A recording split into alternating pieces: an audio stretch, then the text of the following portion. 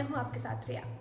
मध्य प्रदेश की ऊर्जा नगरी सिंगरौली आज अपने ही विकास के जहर में डूब रही है। कोयला खदानों की काली कमाई ने अब यहाँ की काचन नदी को काला पानी बना दिया है। 30 गांवों की सेहत पर संकट मंडरा रहा है और आने वाले छठ पर्व पर हजारों श्रद्धालुओं की आस्था पर खतरा है। सवाल ये है कि क्या विकास की कीमत अब लोगों की सांसों और आस्था से चुकाई जाएगी? देखिए काला पानी, काचन नदी की मौत की कहानी इस खास रिपोर्ट में। सिंगरौली, जिसे कभी भारत की ऊर्जा राजधानी कहा गया, आज वही सिंगरौली धीरे धीरे एक साइलेंट इकोलॉजिकल डिजास्टर बन चुका है।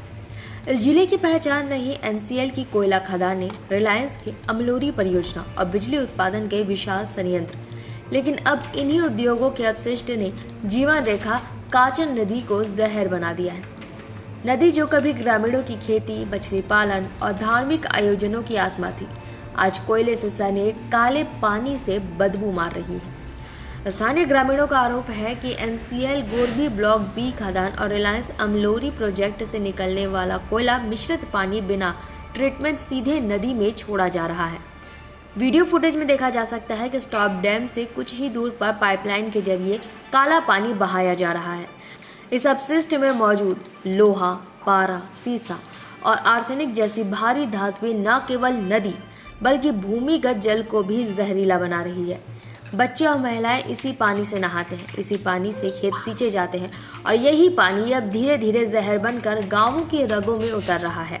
कई गांवों में त्वचा रोग, फंगल इन्फेक्शन और पेट की बीमारियां बढ़ चुकी हैं। डॉक्टरों के मुताबिक पानी में मौजूद हैवी मेटल्स लंबे समय से कैंसर और किडनी डिजीज का कारण बन सकते हैं। लेकिन दुख की बात यह है कि प्रशासन ने अब तक कोई ठोस कदम नहीं उठाए। वहीं वार्ड पार्षद राम गोपाल का कहना है कि हमने कलेक्टर को ज्ञापन दिया, वीडियो सबूत सौंपे, लेकिन आज तक कोई कार्रवाई नहीं हुई। हर दिन ये काला पानी नदी में बहाया जा रहा है और प्रशासन आंखें मूंदे बैठा है।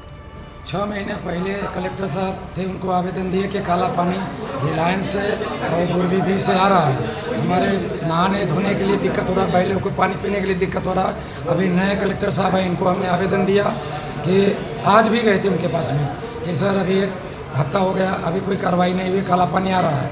आज छठ हमारा यहाँ चालू हो गया, अभी 27 तारीख के हो छठ का व्रत चल रहा है और उसमें काला पानी आ रहा है। हम लोग क्या करें?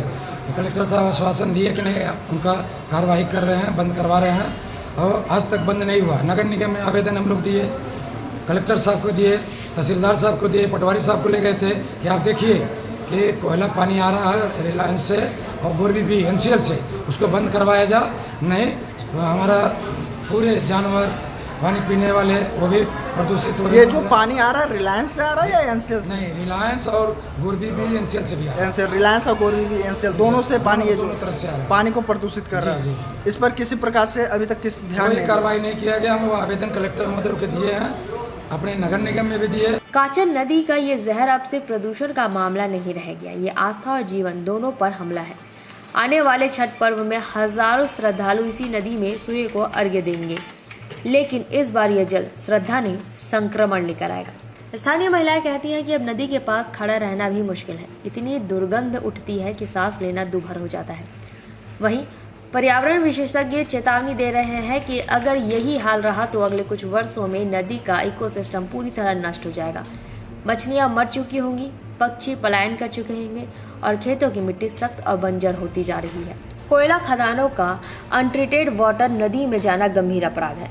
इसमें मौजूद हैवी मेटल्स और एसिडिक पार्टिकल्स मानव शरीर के लिए जहर से कम नहीं। प्रशासन को तुरंत डिस्चार्ज पॉइंट सील कर वैज्ञानिक ट्रीटमेंट प्लांट लगवाना चाहिए। लेकिन सिंगरौली की कहानी सिर्फ एक नदी की नहीं है, ये उस व्यवस्था की कहानी है जिसने उद्योगों के आगे जनता की सेहत और प्रकृति दोनों को गिरवी रख दिया। जब उद्योगों से निकला धुआं आसमान को काला कर देता है और खदानों से बहता पानी नदियों को स्याह बना देता है, तो सिंगरौली का हर घर धीरे धीरे उस जहर का हिस्सा बन जाता है, जो ना दिखता है ना सुनाई देता है, लेकिन हर सांस में समाया रहता है। अब सवाल ये उठता है कि क्या ऊर्जा नगरी को ये ऊर्जा उसी कीमत पर चाहिए जहाँ इंसान और प्रकृति दोनों धीरे धीरे दम तोड़ दे? आज से छठ शुरू हो गया है, लोग श्रद्धा से सूर्य को धन्यवाद देने की तैयारी कर रहे हैं, लेकिन शायद इस बार नदी खुद अपने अस्तित्व की रक्षा के लिए सूर्य से प्रार्थना करेगी। ये कहानी सिर्फ सिंगरौली की नहीं, पूरे भारत के उन इलाकों की है जहां विकास के नाम पर पर्यावरण का कत्ल हो रहा है। प्रशासन के पास सबूत है, आवाजें हैं और जरूरत है सिर्फ एक कदम उठाने की, ताकि काचन नदी फिर से साफ बहे और सिंगरौली फिर से सांस ले सके। सवाल अब ये है कि क्या सरकार और उद्योग मिलकर इस काले पानी को फिर से जीवित बना पाएंगे। बहरहाल फिलहाल तो इतना ही। बने रहे दिशा निवास के साथ।